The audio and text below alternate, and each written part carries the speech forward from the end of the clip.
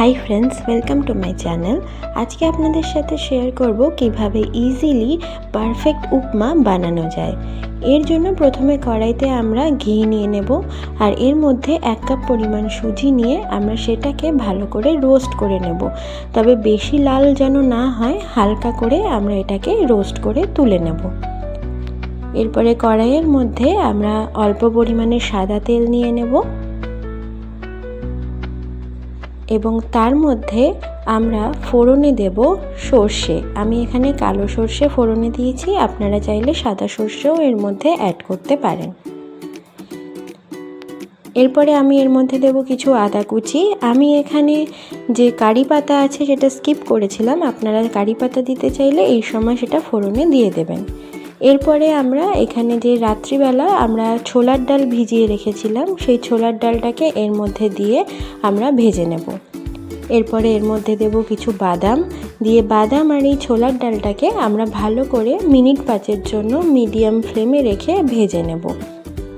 খেয়াল রাখবেন যাতে পুড়ে না যায় এবং এটা যেন হালকা একটা ফ্রাই হয়ে আসে এবং একটা লালচে ভাব চলে আসে।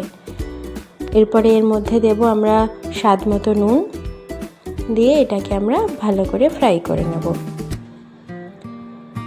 এরপরে এর মধ্যে দেব কিছু কেটে রাখা সবজি। আমি এখানে আলু, বিনস, গাজর আর ক্যাপসিকাম দিয়েছিলাম। আপনারা চাইলে আপনাদের পছন্দ মতো যে কোনো ধরনের সবজি এর মধ্যে দিতে পারেন। এটা সকালের জন্য একটা ভালো হেলদি অপশন ব্রেকফাস্টের জন্য, যেটা আপনি আপনার বাড়ির বাচ্চা থেকে বয়স্ক সবাইকে এটা দিতে পারেন।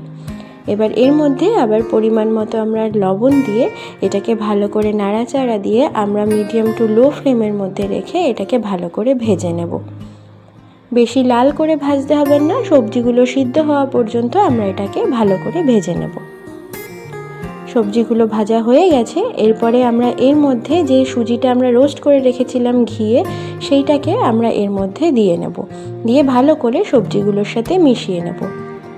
এর মধ্যে যেহেতু 1 কাপ পরিমাণ সুজি নিয়েছিলাম, তাই আমি এর মধ্যে 2 কাপ পরিমাণ গরম জল দেব। মনে রাখবেন গরম জলই দিতে হবে, ঠান্ডা জল দিলে কিন্তু উপমাটা ঝরঝরে হবে না।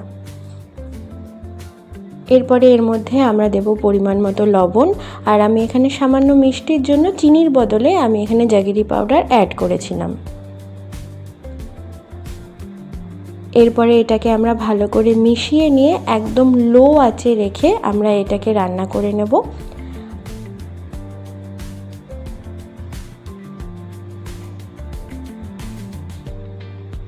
5 মিনিটের মধ্যেই দেখবেন এই জলটা শুকিয়ে এসে এইটা একদম ঝরঝরে হয়ে গেছে। তো দেখতে পাচ্ছেন এটা একদম ঝরঝরে হয়ে একদম উপমাটা পারফেক্ট হয়ে রেডি হয়ে গেছে। তো আমার এই রেসিপিটা যদি আপনাদের ভালো লাগে তাহলে অবশ্যই লাইক আর শেয়ার করবেন, আর আমার এই চ্যানেলটাকে অবশ্যই সাবস্ক্রাইব করে দেবেন এরকমই হেলদি আর টেস্টি রেসিপি পাওয়ার জন্য। বাড়িতে অবশ্যই ট্রাই করবেন আর অবশ্যই কমেন্টে জানাবেন আপনাদের এই রেসিপিটা কেমন লাগলো। দেখা হবে পরের ভিডিওতে। Bye friends.